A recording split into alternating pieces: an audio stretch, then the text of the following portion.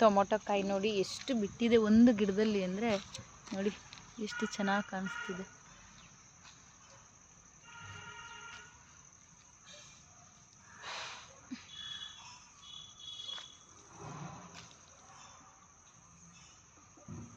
ನೋಡಿ ದಪ್ಪ ಇನ್ನೂ ಹಣ್ಣಾಗಿಲ್ಲ, ಹಣ್ಣಾಗಬೇಕು.